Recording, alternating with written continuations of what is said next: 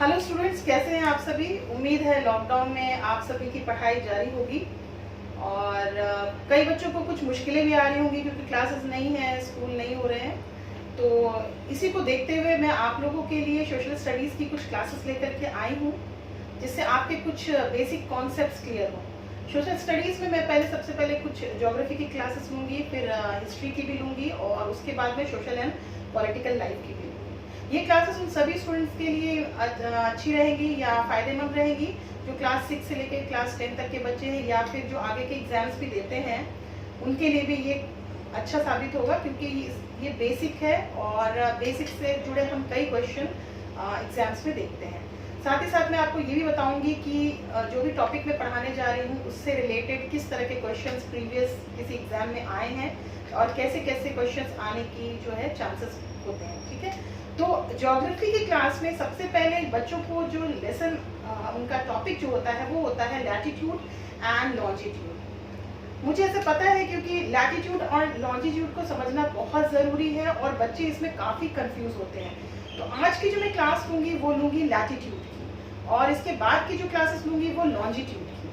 तो आज की क्लास हम स्टार्ट करते हैं लैटिट्यूड। उम्मीद है कि आपको ये समझ में आएगा और आपको और इसमें और क्या क्या चाहिए वो आप मुझे कमेंट्स में कमेंट करके बता सकते हैं। तो हम शुरू करते हैं।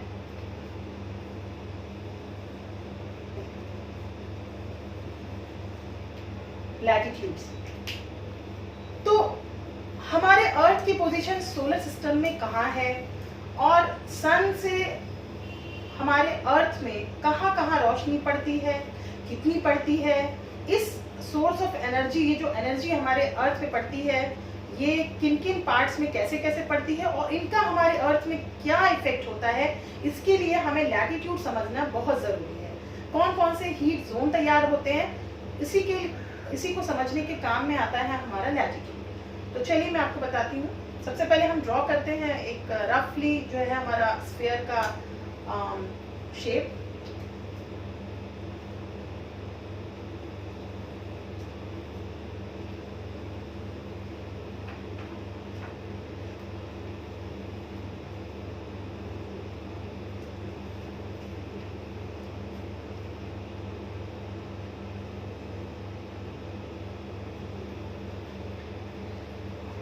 ठीक है, तो मैंने एक रफ सा जो है सर्कल ड्रॉ किया है और आपको पता ही होगा कि जो हमारा अर्थ है वो दोनों पोल्स की तरफ से यानी नॉर्थ और साउथ की तरफ से थोड़ा फ्लैट है, जबकि बीच का एरिया जो है ये थोड़ा बल्ज है, थोड़ा निकला हुआ है। ठीक है, तो ऊपर से और नीचे से दोनों जगह से it is flattened and in the middle section you can say it is little bulged. Okay, अब मैं इसी अर्थ को डिवाइड करती हूँ दो इक्वल पार्ट्स में। चलिए लेट्स से कि मैं इसको बीचों बीच एक लाइन ड्रॉ करती हूँ और उसको डिवाइड करती हूँ आधे आधे में। ठीक है, तो फॉर एग्जांपल मैंने ये ड्रॉ किया है, ये लाइन। अब आप देख रहे होंगे कि ये लाइन जो है इस सर्कल को दो हिस्सों में, दो इक्वल हाफ्स में डिवाइड करती है। ठीक है, तो ये क्या है हमारा, ये तो मैंने फ्लैट सरफेस पे ड्रॉ किया है तो हम इसको सर्कल कह रहे हैं, लेकिन इसके पीछे का भी पोर्शन है जो हमारा अर्थ है वो स्फीयर है ना। तो ये क्योंकि स्फीयर है तो अगर मैं इसको दो इक्वल हाफ में डिवाइड कर रही हूँ तो ये क्या बना है, ये बना है हेमिस्फीयर। क्या बना है, ये आधा ये हेमिस्फीयर और आधा ये हेमिस्फीयर। हेमिस्फीयर हेमी मतलब आधा, हाफ, और स्फीयर मतलब आधा जो स्फीयर है उसका हिस्सा। तो जो ऊपर की साइड जो पोर्शन है इसको कहेंगे हम नॉर्दर्न हेमिस्फीयर। ठीक है, और जो साउथ में डायरेक्शन में है उसको कहेंगे हम सदर्न हेमिस्फीयर। ठीक है, यानी स्फीयर के दो इक्वल पार्ट्स। नाउ गौर करिए, ये जो लाइन मैंने ड्रॉ की है इसकी कितनी इंपॉर्टेंस है। इसने पूरे अर्थ को दो अलग अलग हिस्सों में बराबर बराबर हिस्सों में बांट दिया है। ठीक है, नॉर्दर्न और सदर्न हेमिस्फीयर। तो इसकी कितनी इंपॉर्टेंस है, इसकी बहुत इंपॉर्टेंस है। ये लाइन जो अर्थ को दो बराबर बराबर हाफ्स में बांट रही है, इसी को कहते हैं हम इक्वेटर। क्या कहते हैं हम, इक्वेटर। क्योंकि ये अर्थ को दो इक्वल हिस्सों में बांट रही है, इसीलिए इसको इक्वेटर कहते हैं। और यही है हमारा सबसे मोस्ट इंपॉर्टेंट लैटिट्यूड। जी हाँ, तो इमेजिनरी लाइन, लैटिट्यूड क्या है? एक्चुअली ये एक इमेजिन की हुई लाइन है। ऐसा तो है नहीं कि हम स्पेस में चले गए और हमने अर्थ के ऊपर लाइन ड्रॉ कर ली, नहीं। तो हमने क्या क्या इमेजिन करके लाइंस कुछ ड्रॉ की गई है। ऐसी लाइन जो ईस्ट टू वेस्ट रन करती है, जो भी line east to west run करती है उसको कहेंगे हम लैटिट्यूड। ये हॉरिजॉन्टल लाइन रहती है, यानी कि जो सीधी सीधी लाइन हॉरिजॉन्टल लाइन रहेगी। तो ऐसी जो भी लाइन अर्थ को ईस्ट टू वेस्ट रन करेगी वो लैटिट्यूड कहलाएगी। और हमारा सबसे इंपॉर्टेंट लैटिट्यूड जो है वो है इक्वेटर। हम यहीं से स्टार्ट करते हैं। तो इक्वेटर भी अपने आप में एक लैटिट्यूड है, ठीक है। तो जहां से हम शुरू करते हैं उस पॉइंट को हम क्या मानते हैं? जीरो मानते हैं। जहां से हम कोई चीज शुरू करते हैं, फॉर एग्जाम्पल मैं पॉइंट ए से चल के पॉइंट बी जा रही हूँ, तो पॉइंट ए मेरा जीरो है। स्केल में भी जब हम नापते हैं तो जीरो जो होता है 0 से 1 सेंटीमीटर 2 सेंटीमीटर। तो हम इक्वेटर से ही आगे की तरफ जाएंगे और बाकी के लैटिट्यूड्स देखेंगे कि क्या है। तो उसके लिए हम इसको जो है नापते कैसे हैं? इसको नापते हैं, इसका जो पोजीशन है वो है 0 डिग्री। इक्वेटर का पोजीशन होता है अर्थ में 0 डिग्री, यानी बिल्कुल बीचों बीच जहां से हमें स्टार्ट करना है। तो क्या इक्वेटर इकलौता लैटिट्यूड है? नहीं, इस तरह के बहुत सारे लैटिट्यूड हैं, ठीक है। फॉर एग्जाम्पल, अगर मैं नॉर्दर्न हेमिस्फीयर में, हम 0 से स्टार्ट होकर के ऊपर की तरफ जाते हैं। जैसे मैं यहां से स्टार्ट कर रही हूं और मैं 1 2 3 4 5 6 7 8 9 10 20 30 40 50 60 70 80 इतनी लैटिट्यूड पार करके जब मैं लास्ट जो पॉइंट पे मैं पहुंचूंगी वो पॉइंट है ये, और ये है हमारा 90 डिग्री लैटिट्यूड। यहाँ जो लाइन बनेगी, जो भी हॉरिजॉन्टल लाइन बनेगी वो बनेगी 90 डिग्री लैटिट्यूड। और इसी 90 डिग्री लैटिट्यूड को हम एक और नाम से भी जानते हैं। ये बिल्कुल एक पॉइंट बन जाता है लास्ट में जाके, इसको हम जानते हैं नॉर्थ पोल के नाम से। क्या जानते हैं हम? नॉर्थ। उसी तरह से सदर्न हेमिस्फीयर में भी हम 1 2 3 4 5 6 7 8 9 10 इस तरह से हम बिल्कुल नीचे पॉइंट पे पहुंच जाएंगे, और ये भी है 90 डिग्री। लेकिन ये क्या कहलाएगा? 90 डिग्री साउथ पोल। ये क्या कहलाएगा? 90 degree south pole. This is 90 degree north pole and this is 90 degree south pole, ठीक है। तो अगर हम इसको देखें तो ये कुछ लैटिट्यूड इतने सारे हैं कि इस तरह से फॉर्म होंगे। देखिए, 1 डिग्री 2 डिग्री 3 डिग्री, इस तरह से करके हम 90 डिग्री नॉर्दर्न हेमिस्फीयर में जाएंगे। और इसी तरह से नीचे भी आना पड़ेगा हमें, 1 डिग्री 2 डिग्री 3 डिग्री। तो ये एक तरह के लाइंस की आप देख रहे हैं, बिल्कुल एकदम नेटवर्क सा, बिल्कुल लाइंस जो है पैरेलल लाइंस बन जाती हैं एक के बाद एक। तो क्या हमें इन सब लैटिट्यूड्स के बारे में जानना जरूरी है? नहीं, हम इतनी सारी लैटिट्यूड के बारे में हमें जानना जरूरी नहीं है। हमें जो लैटिट्यूड के बारे में जानना है वो है एक्चुअली 5, सिर्फ 5 ही ऐसी लैटिट्यूड है इंपॉर्टेंट जिसके बारे में हमें समझना है, ठीक है। तो इस तरह से 90 डिग्री यहां तक और 90 डिग्री सदर्न हेमिस्फीयर में इतने सारे लैटिट्यूड ड्रॉ होते हैं। तो आपसे क्वेश्चन में पूछा जाता है कि how many latitudes are there, how many number of latitudes are there in total. तो हम क्या कह सकते हैं कि 90 यहाँ प्लस 90 सदर्न हेमिस्फीयर में और प्लस इक्वेटर, जो हमारा इक्वेटर है जहां से हमने डिवाइड किया है वो भी एक लैटिट्यूड और सबसे इंपॉर्टेंट लैटिट्यूड है। तो 90 प्लस 90 प्लस 1 इक्वल्स टू 181। तो how many latitudes are there? There are a total number of 181 latitudes. कई बच्चों को मैंने देखा है जब उनसे लैटिट्यूड के बारे में पूछा गया है तो उन्होंने कई बार एग्जाम्स में 180 लैटिट्यूड्स लिख करके आ गए हैं, जो गलत है, क्योंकि अक्सर बच्चे इक्वेटर को छोड़ देते हैं और इक्वेटर को कभी काउंट नहीं करते। लेकिन आपको इक्वेटर को भी काउंट करना है क्योंकि वो हमारा सबसे इंपॉर्टेंट लैटिट्यूड है, ठीक है। तो उम्मीद है ये क्लियर हो गया होगा आपको कि हम यहाँ से चलेंगे और यहाँ तक पहुंचेंगे और यहाँ से चलेंगे और यहाँ तक पहुंचेंगे, ठीक है।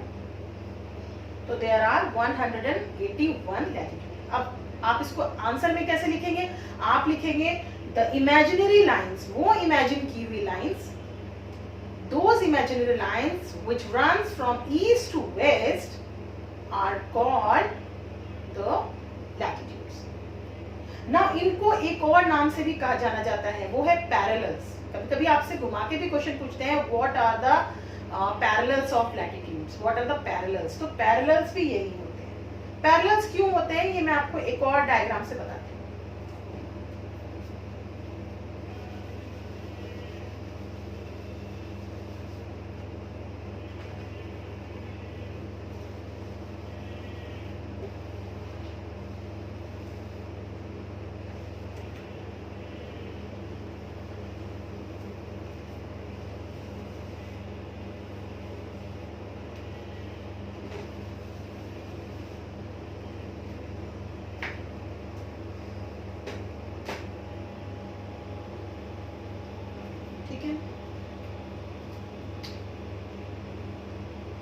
देखिए, अब मैं इसी को एक दूसरे तरीके से भी, क्योंकि ये हमारा फ्लैट सरफेस है, लेकिन आप जानते हैं हमारा अर्थ एक बॉल की तरह है, यानी स्फीयर है, सर्कल है नहीं, ये स्फीयर है.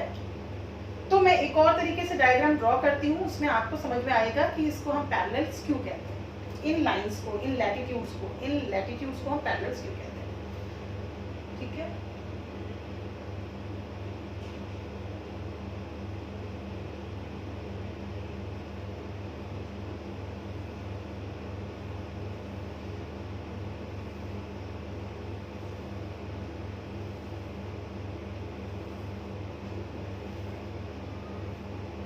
देखिए, आप डायग्राम में देख सकते हैं कि हम जो लैटिट्यूड्स ड्रॉ करते हुए जा रहे हैं, ये जब बिल्कुल अपने एक्सट्रीम पॉइंट पे आता है, यानी कि जब बिल्कुल नॉर्थ पोल पर आता है, तो ये सबसे छोटा सर्कल फॉर्म करता है, बिल्कुल एक पॉइंट बन जाता है.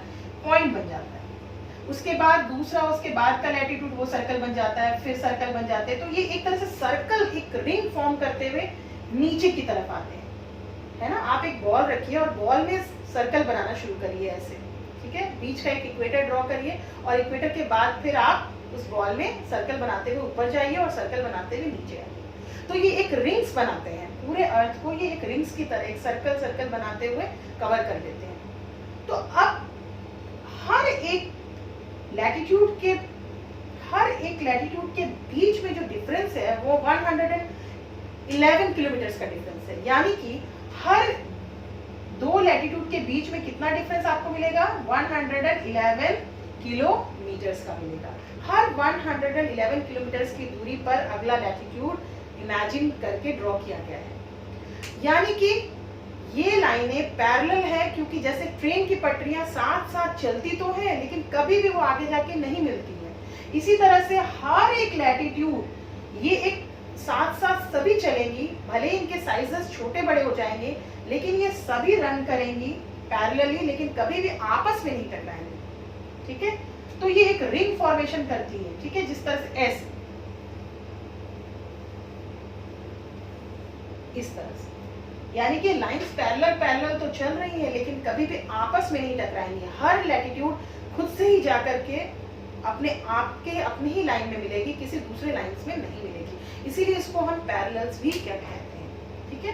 तो ये भी क्वेश्चन आता है, what are the parallels, why it is called parallel. तो आपको ये भी आंसर करना है कि because they never meet each other. ठीक है. And they forms the ring. इसके बाद आपको मैं एक क्वेश्चन पूछती हूँ, जैसे कि आप बताइए, आप सोचिए और घर में बॉल में भी ट्राई करिए कि इसमें से सबसे बड़ा लैटिट्यूड कौन सा होगा. इन सभी लैटिट्यूड में से total 100 out of 181 latitude, which latitude will be the biggest latitude. तो हम ये जानते हैं कि बीच का हिस्सा जो है वो बल्ज है. और ऑफ कोर्स जो सबसे मिडिल में जो लैटिट्यूड होगी वो सबसे बड़ी लैटिट्यूड होगी. यानी कि हमारी कौन सी लैटिट्यूड सबसे बड़ी है? तो हम कहेंगे कि हमारा जो इक्वेटर है, equator is the biggest latitude. आपसे ये भी क्वेश्चन में पूछते हैं कि जब हम पोल्स की तरफ जाते हैं, दोनों पोल्स की तरफ जाते हैं, सपोज मैं नॉर्थ पोल की तरफ जा रही हूँ या साउथ पोल की तरफ जा रही हूँ, तो लैटिट्यूड्स जो है हमारे वो साइज में छोटे होते जाएंगे या बड़े होंगे? तो आप खुद सोचिए. ये बहुत ही इजी है आपको समझना, क्योंकि हम जब पोल्स की तरफ जाएंगे तो ये लैटिट्यूड जो है वो छोटे होते जाएंगे, और जैसे जैसे हम इक्वेटर बीच की तरफ आएंगे हमारे जो लैटिट्यूड्स है, जो रिंग है हमारा, जो रिंग तैयार हो रहा है वो बड़ा होगा। ये बहुत ही ऑब्वियस सी बात है, ठीक है। तो इस पे भी क्वेश्चंस बनते हैं, ठीक है। अब मैं बताती हूँ कि इस लैटिट्यूड को हमें आखिर इतना समझना क्यों पड़ा, ठीक है।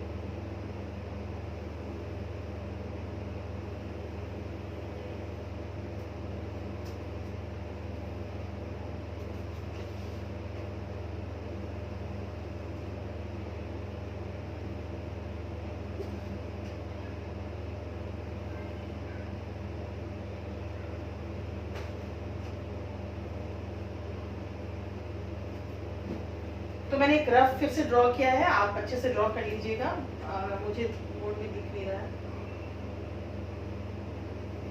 ठीक है। तो एक रफ सा तो हमने दोबारा ड्रॉ किया है, ठीक है। तो हमें टोटल 181 लैटिट्यूड्स में से सारे लैटिट्यूड पढ़ना जरूरी नहीं है। We have to only learn about the 5 important latitudes, 5 major latitudes के बारे में ही हमें पढ़ना है। और इन्हीं 5 major latitudes से डिसाइड होता है हमारे अर्थ का हीट जोन। तो हमें सिर्फ मेजर 5 लैटिट्यूड्स पढ़ना है, जिसमें से ऑफ कोर्स एक इक्वेटर है ही है। तो हम फिर से एक बार इक्वेटर ड्रॉ करेंगे। दिस इज आवर इक्वेटर, ये हमारा इक्वेटर है। और ये कितने डिग्री पर है? ये 0 डिग्री पर है, जैसे मैंने आपको बताया। इक्वेटर एक ही होगा, एक ही इक्वेटर होता है जो पूरे अर्थ में बीचों बीच जो ड्रॉ होता है, ठीक है। और ये 0 डिग्री पर है। इसके बाद मैंने आपको बताया 90 पूरे 1 2 3 छोटे छोटे बहुत सारे रिंग्स बनते जाएंगे और नीचे आते जाएंगे, और बहुत सारे रिंग्स ऊपर भी बनेंगे और ऊपर भी जाएंगे, लेकिन हमको उतना नहीं पढ़ना है। अब इक्वेटर से हम नॉर्दर्न हेमिस्फीयर की तरफ जब हम 1 2 3 4 5 6 7 8 9 10 11 12 20 है ना, यहाँ तक पहुंचेंगे 21 22 23 और 23 के बाद 23.5 यानी 23.5 डिग्री पर जब पहुंचेंगे, लगभग मैं रफली ड्रॉ कर रही हूँ, लगभग जब हम यहाँ पहुंचेंगे, सपोज दिस इज 23.5 डिग्री, हम काउंट करते करते ये 23 डिग्री 23.5 डिग्री के आसपास पहुंच गए। तो यहां से हमारा एक लैटिट्यूड जाएगा, फ्रॉम हियर एक लैटिट्यूड जाएगा, और उसी तरह से यहाँ पर जब हम नीचे की तरफ आएंगे और सेम नीचे भी हम 23.5 डिग्री तक आएंगे, तो यहां से भी हमारा एक लैटिट्यूड जाएगा। जो latitude, the latitude which is in the northern hemisphere, this is called the Tropic of cancer.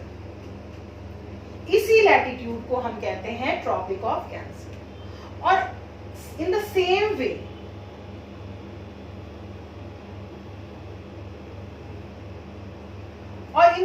वे जब हम सदर्न हेमिस्फीयर में 23.5 डिग्री आएंगे नीचे की तरफ, तो ये कहलाएगा हमारा Tropic of Capricorn. Tropic of Capricorn, जो हिंदी के बच्चे मैं बता दूं, ये कर्क रेखा और ये मकर रेखा, ठीक है, कर्क रेखा और मकर रेखा। और दोनों किस पोजीशन पर है, यानी इनका अगर हम जो मेजरमेंट करें, जैसे हम पानी को लीटर में मेजर करते हैं, डिस्टेंस को किलोमीटर में, तो इनको हम डिग्रीज में मेजर करते हैं। तो ये कहां पे आएगा हमारा 23.5 डिग्री, और ट्रॉपिक ऑफ कैप्रिकॉर्न कहां आएगा 23.5 डिग्री। दोनों 23.5 डिग्री पे है, क्योंकि सेम काउंटिंग 90 तक यहाँ भी जाती है और 90 तक यहाँ भी आती है। लेकिन फर्क क्या है, बताइए मुझे, इसमें फर्क क्या है? दोनों 90 डिग्री। 23.5 degree and 23.5 degree.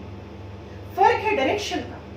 आप जब भी इसको डिनोट करेंगे तो आपको डायरेक्शन लिखना मस्ट है। आप यहाँ पे लिखेंगे नॉर्थ और यहाँ लिखेंगे साउथ, यानी 23.5 डिग्री नॉर्थ पे है आपका ट्रॉपिक ऑफ कैंसर और 23.5 डिग्री साउथ में है आपका ट्रॉपिक ऑफ कैप्रिकॉर्न। तो अगर आप इसको एन नॉर्थ और एस साउथ से डिनोट नहीं करते हैं तो यहाँ भी आपके मार्क्स कट जाते हैं, ठीक है, क्योंकि आपको डिग्री तो पता है लेकिन आपको उसकी डायरेक्शन भी तो बतानी है किस डायरेक्शन में। अब यहाँ से हम ऊपर की तरफ जाते हैं और आगे, क्योंकि हमें 90 तक जाना है। यहाँ पे हमारा 90 डिग्री है, ये हमें पता है, यहाँ और यहाँ 90 डिग्री है। ये 90 डिग्री नॉर्थ पोल है और ये 90 डिग्री साउथ पोल है, ये हमें पता है।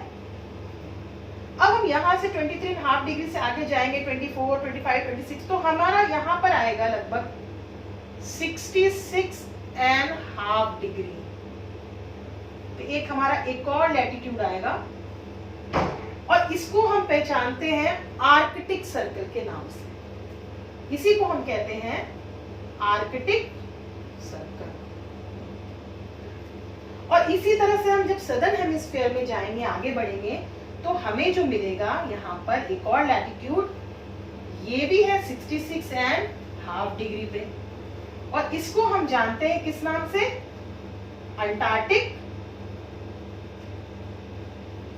Antarctic circle. ऐसे भी आपको पता है ये दोनों ओशियंस के पार्ट हैं, आर्कटिक सर्कल और आर्कटिक और अंटार्कटिक हमारे ओशियंस हैं।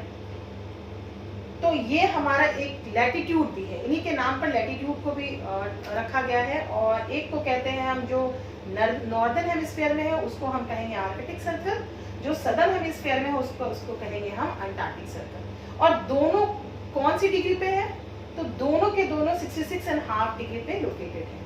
Both the Arctic Circle and the Antarctic Circle are located at exactly where 66.5 degree latitude. But फिर इसमें क्या फर्क है कि आपको फिर यहाँ पर डायरेक्शन लिखना ही है, 66.5 degree north and 66.5 degree south. अब ये डिग्री क्या है, तो डिग्री, ये हाफ क्या है, डिग्री 1, 2, 3, क्योंकि इसका मेजरमेंट यूनिट है डिग्री, तो ये हाफ क्या है, तो जैसे हम काउंट करते हैं ना 1.5, 1.6, बिल्कुल इसी तरह से 66.5।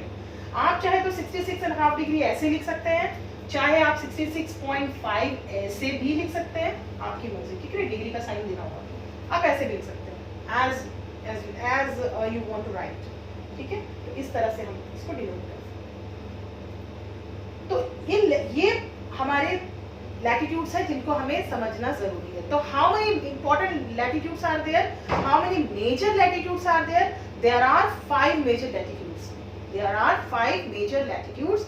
These are the equator, of course, equator which is at 0 degree, then Tropic of Cancer and Tropic of Capricorn, both are at 23.5 degree north and south, and Arctic Circle and Antarctic Circle both at 66.5 degree north and south. तो इसमें आपको confusion होने का कुछ मुझे लगता नहीं कि कुछ बहुत ज्यादा है, क्योंकि डिग्री सेम है, बस नॉर्थ एंड साउथ का फर्क है। तो हमें इतना तो समझ में आ गया कि लैटिट्यूड जो है एक हॉरिजेंटल लाइन है, लैटिट्यूड्स एक इमेजिनरी हॉरिजेंटल लाइन है जो ईस्ट टू वेस्ट पूरा अर्थ को कवर करती है, पूरा सर्कल रिंग बनाती हुई ऊपर जाती है और रिंग बनाती हुई नीचे आती है।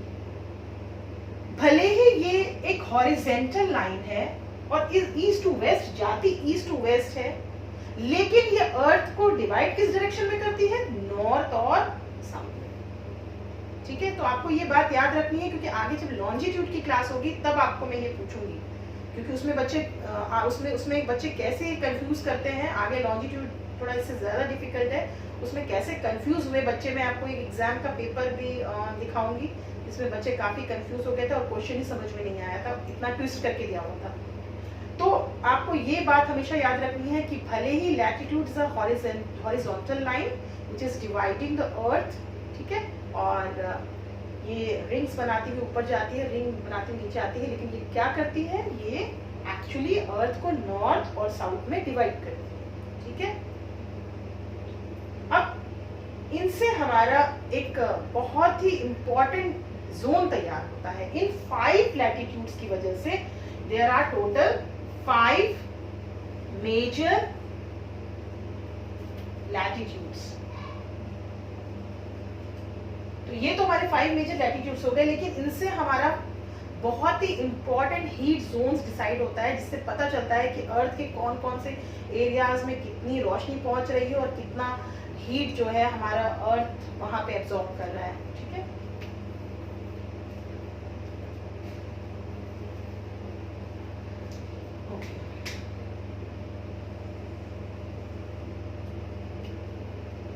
तो सपोज दिस इज अ सन, मैंने एक सन ड्रॉ किया है और सन की रोशनी आपको पता है हमारे यहाँ पहुंच रही है लगातार। ये अलग बात है कि हमारी अर्थ रोटेट कर जाती है, तो हमारे एक हिस्से में सनलाइट पहुंचती है और एक हिस्से में नहीं पहुंचती है। तो जहाँ पहुंचती है the face of the earth which receives the sunlight, there will be day time, and those area which are away from the sunlight it will experience the night.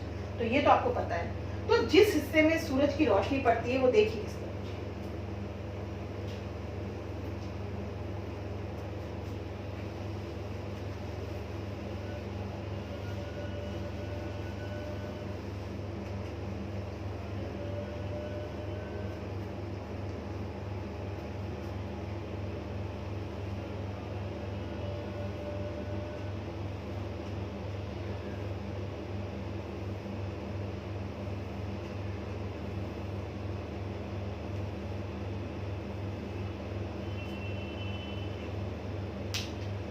तो I have drawn the sunlight, ये sunlight earth को हमारे पहुंच गई। तो आप मुझे बताइए, ये tell me which region of the earth, which part of the earth is receiving the maximum amount of heat and light. सबसे ज्यादा लाइट और हीट जो सन से आ रही है वो हमारे अर्थ के किस हिस्से में पड़ेगी हमेशा?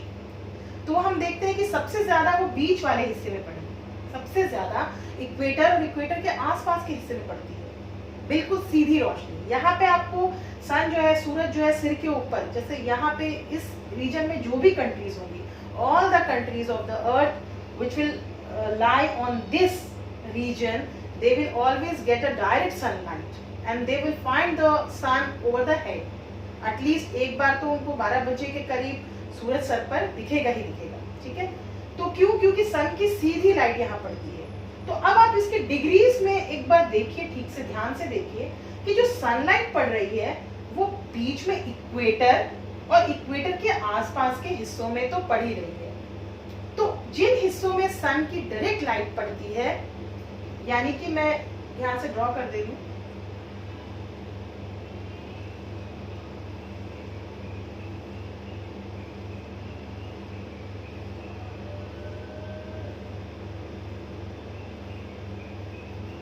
this is the region which is receiving the maximum amount of heat and sunlight from the sun.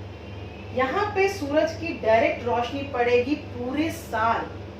यहाँ कभी भी ऐसा नहीं होगा कि इसको कम धूप मिलेगी या ज्यादा, ये पूरे साल मैक्सिमम अमाउंट ऑफ हीट और लाइट रिसीव करेगी। तो आप गौर करके देखिए कि ये 0 डिग्री से अगर हम ट्रॉपिक ऑफ, ये क्या था हमारा, ट्रॉपिक ऑफ कैंसर, 0 डिग्री से ट्रॉपिक ऑफ कैंसर और 0 डिग्री से नीचे ट्रॉपिक ऑफ कैप्रिकॉर्न, यहाँ तक जब जाते हैं तो ये एरिया जो है it receives the maximum amount of heat। और क्योंकि ये सबसे ज्यादा हीट रिसीव करती है, इसे नाम दिया गया है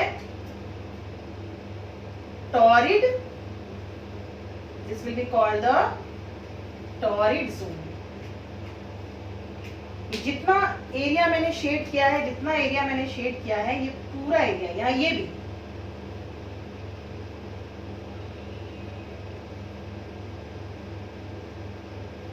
ये क्या कहलाएगा हमारा, टॉरिड जोन, क्योंकि इसमें बहुत ज्यादा गर्मी रहेगी और धूप बहुत ज्यादा रहेगी। ठीक है, तो ये पूरा, तो आपको बस इतना समझना है कि इक्वेटर से नॉर्दर्न हेमिस्फीयर में ट्रॉपिक ऑफ कैंसर तक और सदर्न हेमिस्फीयर में ट्रॉपिक ऑफ कैप्रिकॉर्न तक, ये एरिया, ये पूरा रीजन हमारा कहलाता है टॉरिड जोन। ठीक है, अब हम बढ़ते हैं आगे की तरफ। अब आप देख रहे हैं कि जो सन से जो लाइट आ रही है वो थोड़ी तिरछी हो रही है।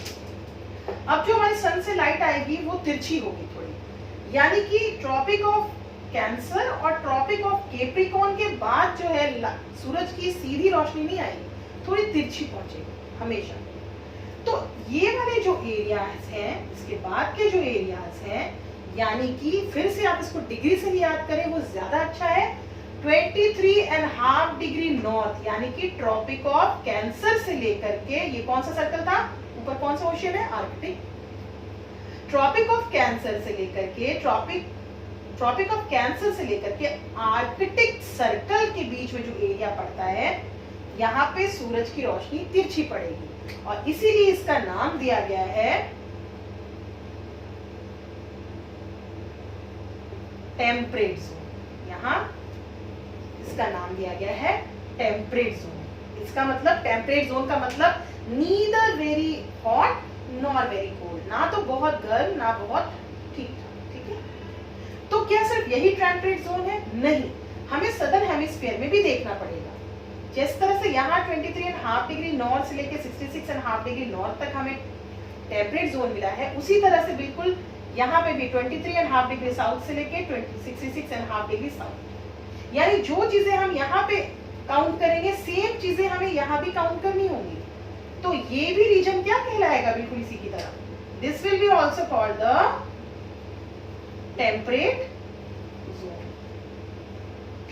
ये भी बहुत गर्म और बहुत ठंडा नहीं होगा, बल्कि यहाँ पे भी जो टेम्परेचर होगा, ये जो क्लाइमेट होगी, मॉडरेट रहेगी। इसके बाद लास्ट का हमारा जोन जो बचता है वो है हमारा साउथ पोल, और नॉर्थ पोल और साउथ पोल तक हम पहुंच जाते हैं, ठीक है।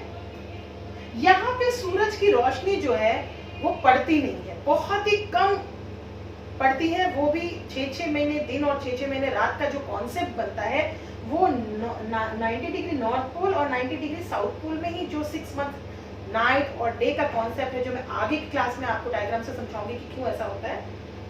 तो इनके पास सूरज की रोशनी डायरेक्ट नहीं पहुंचती है और 6 महीने दिन और 6 महीने रात, जैसे जैसे हम पोल्स की तरफ जाते हैं, इस तरह का हमें सिचुएशन फेस करना पड़ता है। जो कंट्रीज यहाँ पर है उनको कभी 3 महीने रात, 3 महीने दिन, 3 महीने रात, इस तरह से जाना पड़ता है, या 6 महीने दिन 6 महीने रात एक्सपीरियंस करना पड़ता है पूरे साल में, ठीक है। तो क्योंकि ये इलाका यहाँ पे, because this area doesn't receive the sunlight या sufficient amount of sunlight, these areas are extremely cold। सिर्फ ये ठंडी नहीं है बल्कि ये पूरी तरह से बर्फ से जमी हुई है, जैसा कि आप जानते हैं आर्कटिक सर्कल और अंटार्कटिक सर्कल, ये इसमें यहाँ पे बर्फ भी जमती है और बहुत ही हार्श क्लाइमेट होता है, ठीक है। तो यहाँ पे क्योंकि बहुत ठंड होती है तो इसीलिए इसको नाम दिया गया है frigid zone. This will be called the frigid zone, and same thing will be here also. This area will be also known as frigid zone, ठीक है। तो I hope आप लोगों को ये समझ में आ गया होगा। तो आपसे क्वेश्चन में पूछा जाता है what are the 3 heat zones of the earth? तो the 3 heat zones of the earth are of course the torrid zone, the temperate zone and the frigid zone। तो टॉरिड जोन को तो आप बहुत ही आसानी समझ गए होंगे कि इक्वेटर और इक्वेटर से लेकर के कैंसर और कैप्रिकॉर्न तक आपको पूरा एरिया शेड कर देना है।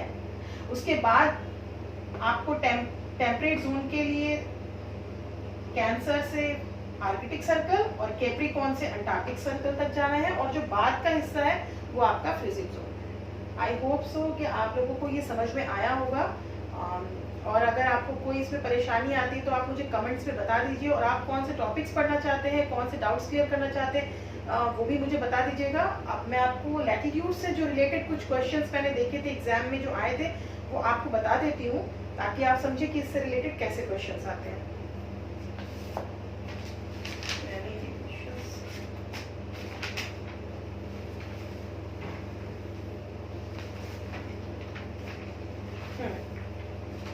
आई थिंक ये केवी के एग्जाम में आया था, केवी के लिए जो बच्चे तैयारी करते हैं वहां पे आया था। देखिए ये क्वेश्चंस बिल्कुल डायरेक्ट क्वेश्चन पूछा गया है। मैं आपको इसको जूम करके भी दिखा दूंगी। देखिए यहाँ पे क्वेश्चन है, torrid zone lies between which one of the following latitudes, यानी टॉरिड जोन किन लैटिट्यूड्स के बीच में लाई करता है। तो यहाँ पे जो ऑप्शन दिए हैं वो दिए हुए हैं 23.5 degree north and 23.5 degree south, 23.5 degree north and 66.5 degree north, 23.5 degree south and 66.5 degree south, 66.5 degree north to 66.5 degree south. जो इसमें ऑप्शंस दिए हुए हैं वो देखिए इस तरह से दिए हैं कि क्या टॉरिड जोन जो है वो 23.5 डिग्री से 66.5 डिग्री यहाँ तक साउथ तक है? नहीं, बिल्कुल नहीं। तो क्या टॉरिड जोन यहाँ से लेके यहाँ तक है? ऐसे भी दिया हुआ है। पूछा है यहाँ से लेके यहाँ तक है? No, of course 23.5 degree north से लेके 23.5 डिग्री साउथ, यानी आपको बस इक्वेटर के आसपास का याद रखना है। उसके बाद आपको 23 से 66 तक जाना है टेम्परेट के लिए, और बाकी हिस्सा आपका फ्रिजिड जोन है। ये बहुत ही क्लियर है। तो ये एग्जाम में आया था क्वेश्चन, इसलिए मैंने आपको निकाल के ये बताया है। आई थिंक और एक क्वेश्चन है क्या?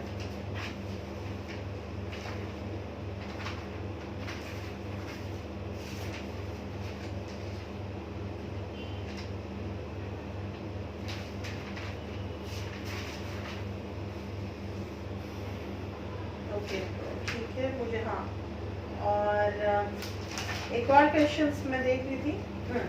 एक और क्वेश्चन आया हुआ है कि the southern most point of peninsular India that is Kanyakumari is in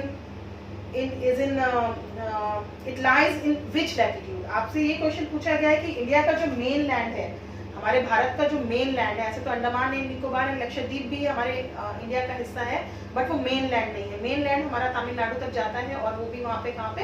Kanyakumari तक लास्ट।